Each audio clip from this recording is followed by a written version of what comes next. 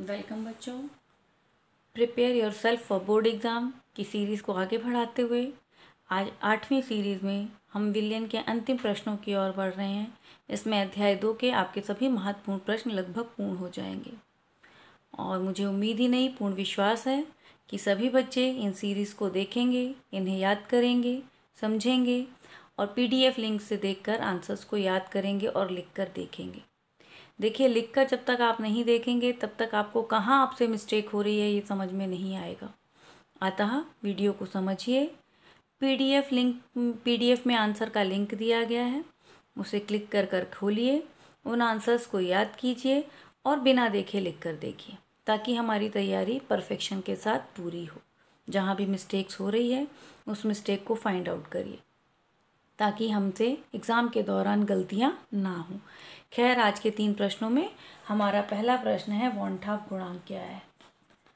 Von-half गुणांक, देखिए von-half गुणांक, सबसे पहली बात तो इसकी आवश्यकता हमें क्यों पड़ी, तो हम विलियन की बात कर रहे हैं।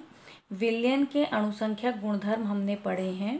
यदि आपने पहले की वीडियो देखे हैं तो आपको अणुसंख्यक गुणधर्म पता होगा कि किसी भी विलयन के वे गुणधर्म जो उसमें उपस्थित विलेय के अणुओं की संख्या पर निर्भर करते हैं, विलेय के अणुओं की संख्या पर निर्भर करते हैं, अणुसंख्यक गुणधर्म कहलाते हैं। अब ये अणुसंख्यक गुणधर्म कितने हैं? 4 हैं। पहला, वाष्पदाब में आपेक्षिक अवनमन P0A - PA/P0A बराबर XP, हमने प्रूफ किया है, बहुत इंपॉर्टेंट प्रश्न। दूसरा, क्वथनांक में उन्नयन डेल्टा TB बराबर KB/M। तीसरा, हिमांक में अवनमन डेल्टा TF बराबर KF/M। चौथा, परासरण दाब पाई = NCRT। इनको हमने सिद्ध किया हुआ है। अब ये अणुसंख्यक गुणधर्म वाष्पदाब में आपेक्षिक अवनमन हो या क्वथनांक में उन्नयन हो या हिमांक में अवनमन हो या परासरण दाब हो, ये किस पर निर्भर करते हैं? विलेय के अणुओं की संख्या पर। अब मान लीजिए मैंने किसी विलेय को जल में घोला, विलयन बनाया, और जल में तो मैं NaCl का एक अणु मानकर घोल रही हूँ, लेकिन जैसे ही ये जल में गया ये Na+ और Cl- में बट गया। कितने में परिवर्तित हो गया? 2 में। तो जो सैद्धांतिक तौर पर इसके अणुसंख्या गुणधर्म का मान है, इन चारों में से किसी का भी जो सैद्धांतिक तौर पर मुझे मिलना था, प्रायोगिक तौर पर उससे क्या मिलेगा? 2 गुना मिलेगा। क्यों? क्योंकि मैं इसे एक अणु मान रही थी, लेकिन ये जल में घुलते ही वियोजित होकर 2 में बट गया। और ये सभी गुणधर्म कौन से हैं? अणुसंख्यक, जो अणुओं की संख्या पर निर्भर करते हैं। अणुओं की संख्या बढ़ेगी तो ये बढ़ेंगे, अणुओं की संख्या घटेगी तो ये घटेंगे। मतलब जब किसी पदार्थ में वियोजन हो रहा हो, हम जितने अणु से मानकर चल रहे हों वो उतने में वियोजित ना होकर उससे ज़्यादा में टूट जा रहा है, तो अणुसंख्यक गुणधर्मों के मान हमें उसी कंपेरिजन में क्या मिलेंगे? ज़्यादा मिलेंगे। जैसे यहाँ हम एक अणु मान रहे थे, लेकिन वो कितने में विभक्त हो गया? 2 में। तो NaCl को जल में घोलने पर उसके जितने भी अणुसंख्यक गुणधर्मों का प्रायोगिक मान है वो सैद्धांतिक मान से हमेशा क्या मिलता है? दुगना मिलता है। इसी तरह यदि हमने किसी विलेय को जल में घोला और वो विलेय जल या किसी भी विलायक में घोला, जैसे एसिटिक अम्ल को हम बेंजीन में घोलें, तो एसिटिक अम्ल बेंजीन में घुलने पर उसके 2 अणु क्या हो जाते हैं? जुड़कर संगुणित हो जाते हैं। 2 अणु हम मान रहे थे कि हमने एसिटिक अम्ल के 2 अणु घोले हैं, लेकिन संगुणन के कारण 2 अणु किसमें बदल गए? 1 में। अणुओं की संख्या क्या हो गई? कम। यदि अणुओं की संख्या कम हुई है तो इन अणुसंख्यक गुणधर्मों के सैद्धांतिक और प्रायोगिक मान बराबर नहीं हो सकते। सैद्धांतिक इस स्थिति में ज़्यादा और प्रायोगिक इस स्थिति में क्या होंगे? कम होंगे। तो इस सैद्धांतिक और प्रायोगिक मान के अंतर को कैसे दूर किया जाए ये बताया वॉन-हाफ ने, और एक गुणांक दिया जिसे हम वॉन-हाफ गुणांक कहते हैं। देखिए, अब इस स्थिति में यदि मैं देखूं तो NaCl का जो मोलर द्रव्यमान, आपको याद हो तो इन सबसे हमने MB की गणना की थी, इसका जो मोलर द्रव्यमान मैं मान रही हूं, क्या मुझे वो मोलर द्रव्यमान प्राप्त होगा? अणु टूट चुका है, मोलर द्रव्यमान के मान क्या हो जाएंगे? परिवर्तित हो जाएंगे। तो जब भी सामान्य द्रव्यमान या अनुमानित द्रव्यमान की तुलना में जो हमारे वास्तविक मान हैं, मोलर द्रव्यमान है, वो कम या ज़्यादा हो जाते हैं तो उसे हम असामान्य अणुभार कहते हैं। क्लियर है? असामान्य अणुभार मतलब जितना आप सामान्य में मान रहे थे उतना ना होकर अणुभार उससे कम या ज़्यादा हो जाए। जाहिर सी बात है, जब अणु टूट रहा है तो अणुभार क्या हो जाएगा? कम हो जाएगा। देखिए, एक बात बिल्कुल ध्यान रखो, इन सब से जब आपने MB की गणना की थी, चाहे MB मतलब आवासशील विलेय के अणुभार की, तो आवासशील विलेय के अणुभार MB की गणना के दौरान ये सभी कारक सूत्र में कहाँ थे? नीचे। P0A माइनस PA नीचे था। यहाँ डेल्टा T भी आपके सूत्र में नीचे है, डेल्टा TF नीचे है, पाई नीचे। यदि वियोजन हो रहा है तो ये मान बढ़ रहे हैं, ये मान बढ़ेंगे तो हमें MB क्या मिलेगा? कम मिलेगा। क्यों? क्योंकि अणु टूट जा रहा है। तो सामान्य स्थिति में अणुभार संगुणन या वियोजन के अणुभार से हमेशा कम या ज़्यादा होता है। उस अणुभार को हम कौन सा अणुभार कहते हैं?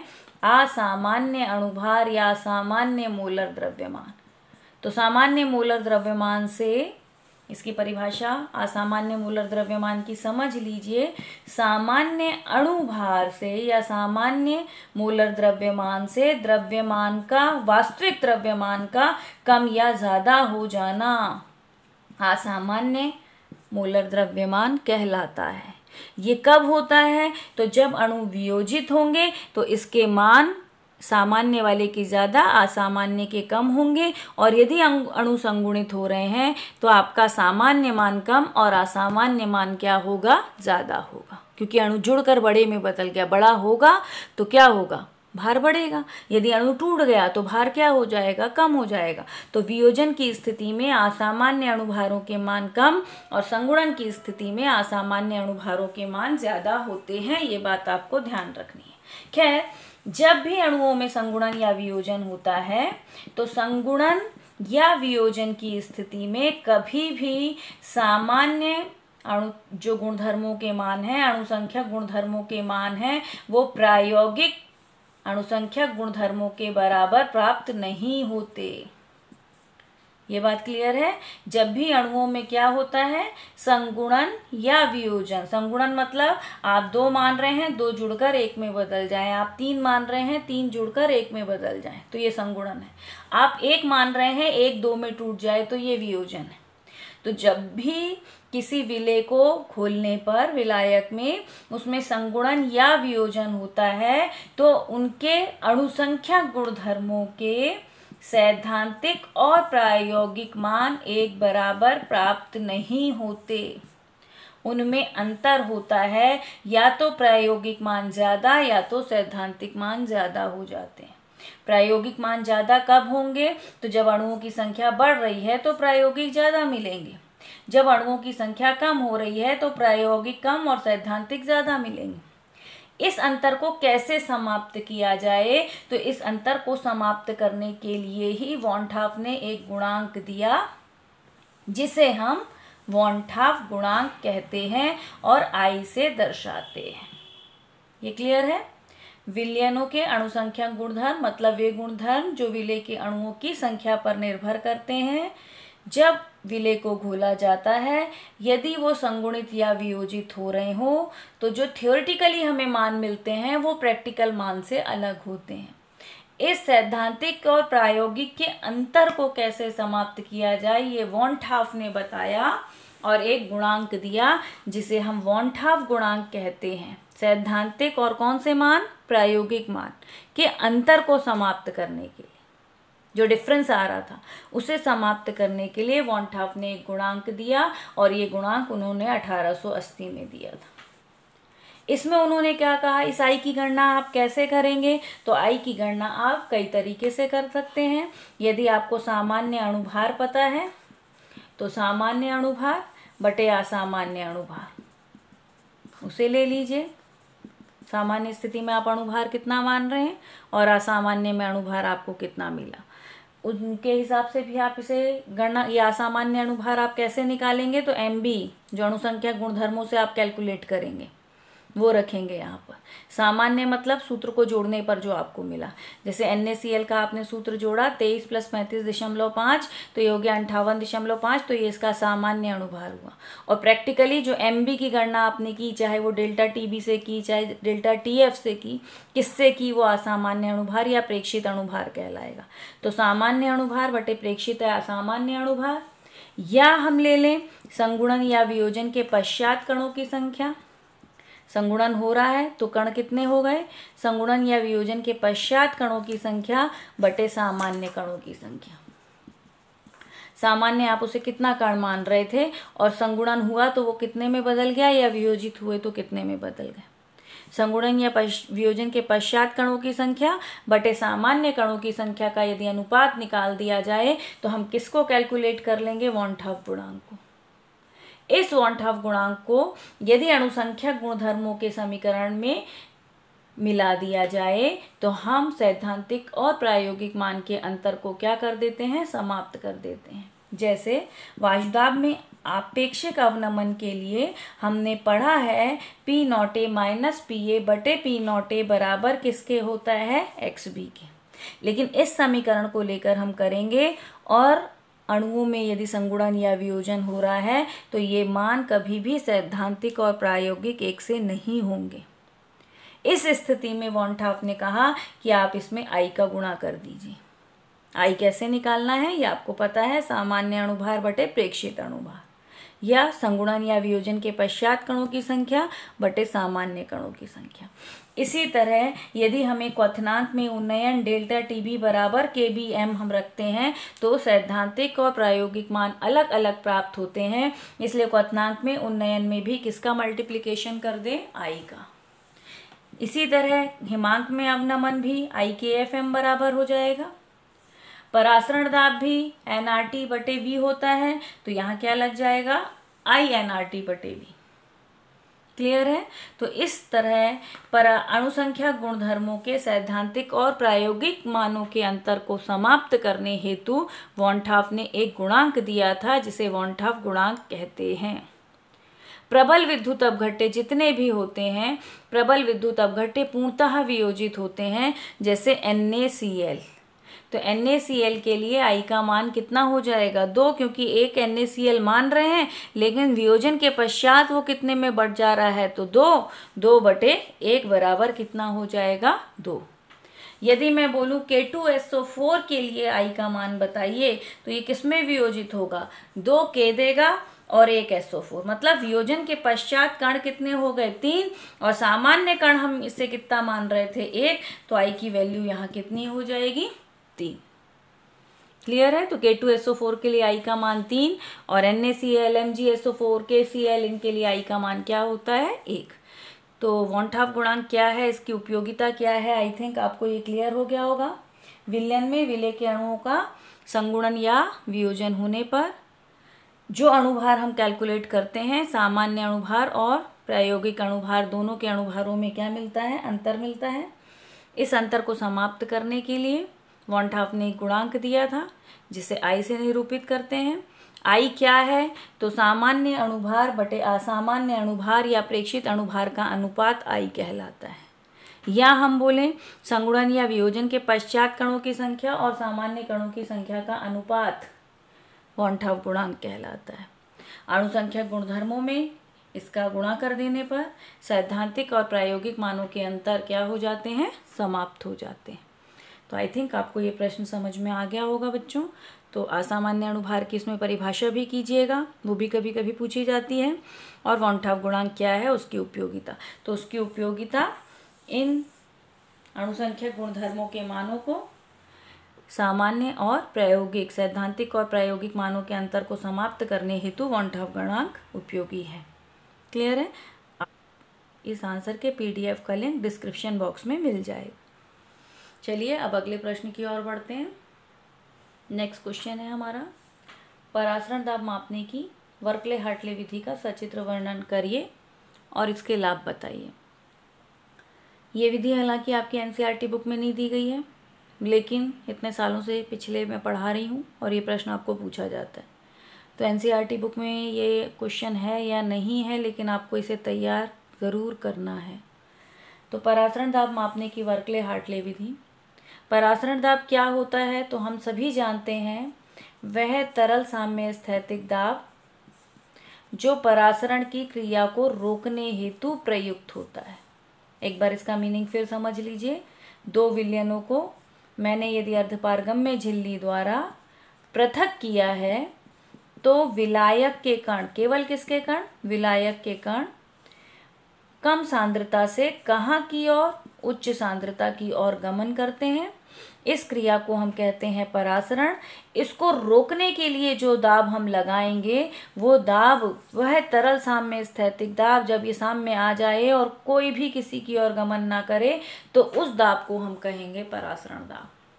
तो इस परासरण दाब को कैसे मापा जाए ये वर्कले हार्टले ने बताया था, और ये परासरण दाब मापने की वर्कले हार्टले विधि है। इस विधि में एक उपकरण प्रयुक्त होता है। इस उपकरण का आप चित्र जैसे जैसे सीखें, केवल उसी चित्र को यदि आप व्याख्यात कर देते हैं तो आपको उपकरण का वर्णन बन जाएगा। देखिए इसका उपकरण कैसा है। तो इसमें दो समकेंद्रीय नलियां ली जाती हैं। ये नलियां छिद्र युक्त होती हैं। समकेंद्रीय मतलब एक समान मोटाई की। एक समान मोटाई की दो नलियां ली।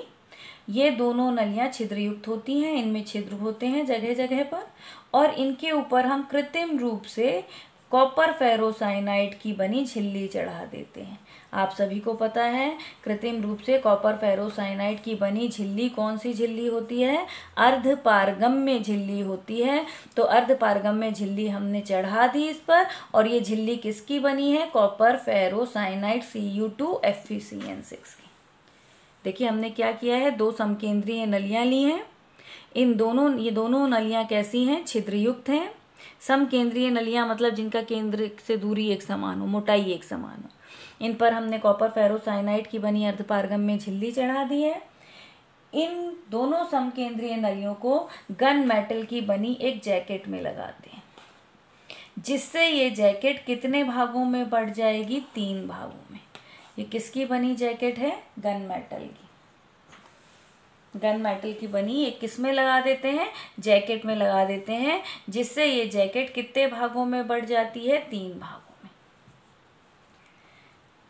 निचले भाग में वो विलयन जिसका हमें परासरण दाब निकालना है, और ऊपरी भाग में भी वह विलयन भरा जाता है जिसका हमें परासरण दाब निकालना है।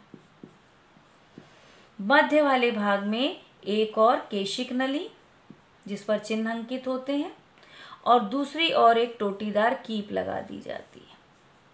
ये टोटीदार क्या है? कीप है। कौन से भाग में लगाई? मध्य भाग में।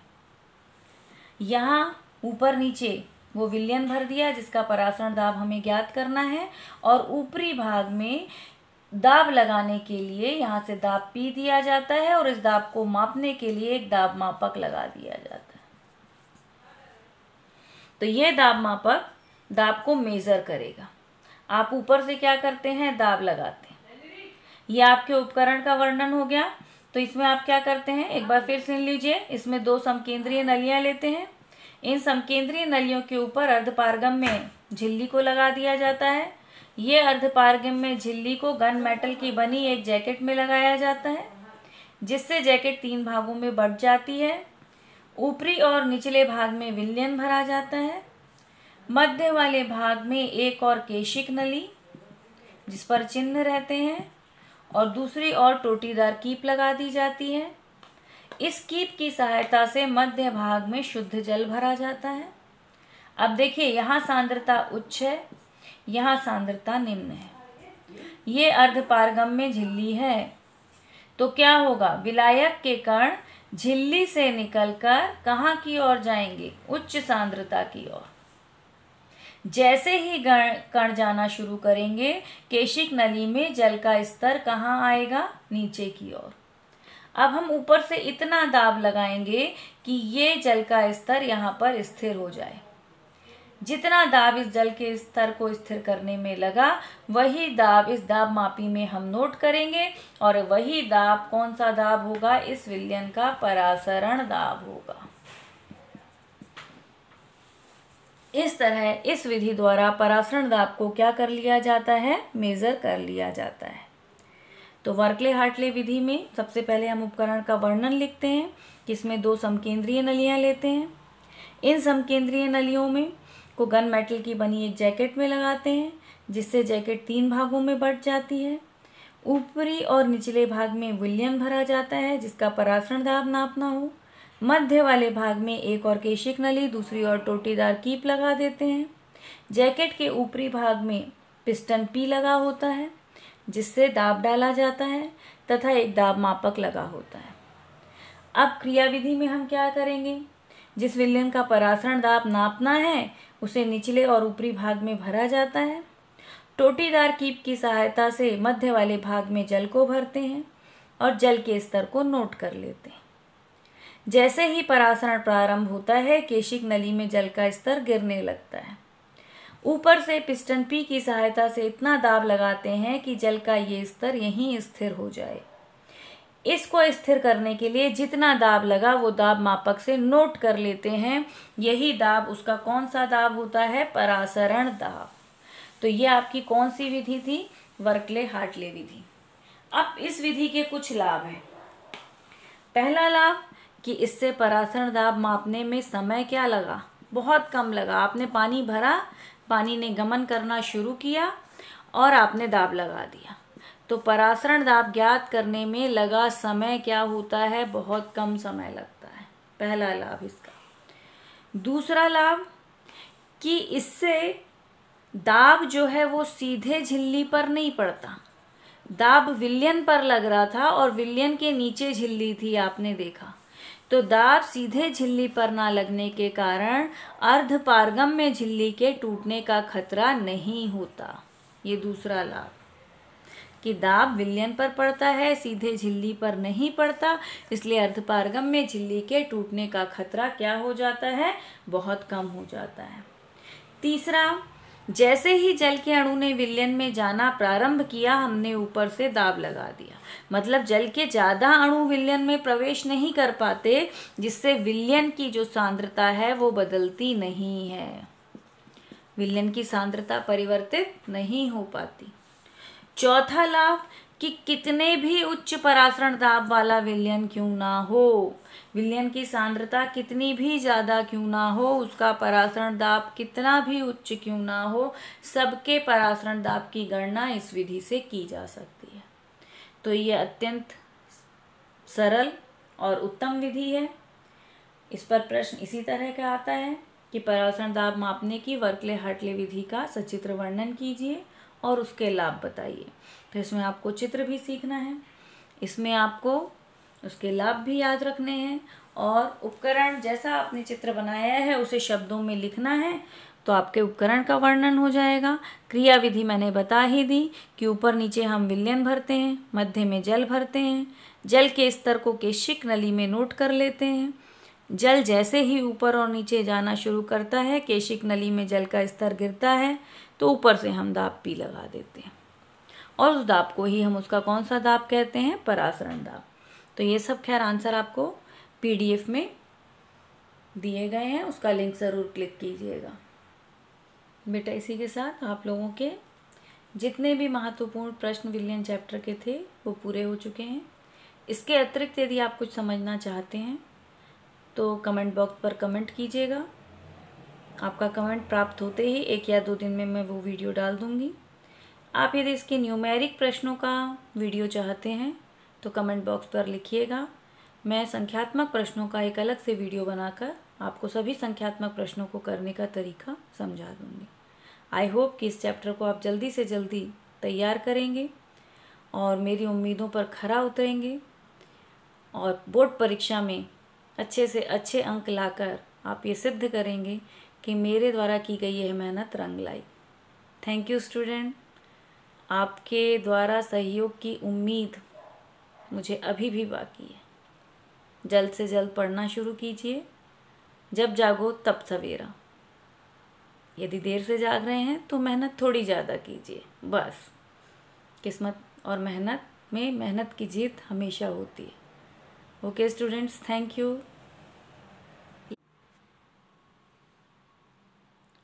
इस चैप्टर के पिछले जितने भी वीडियो हैं उन सब के लिंक भी मैं डिस्क्रिप्शन बॉक्स में दूंगी। यदि आपने कोई वीडियो नहीं देखा है, ये 8 लेक्चर में ये चैप्टर आपका पूरा इम्पोर्टेंट क्वेश्चंस कंप्लीट किए गए हैं। इन 8 सीरीज़ को अच्छे से देखिए और याद कीजिए।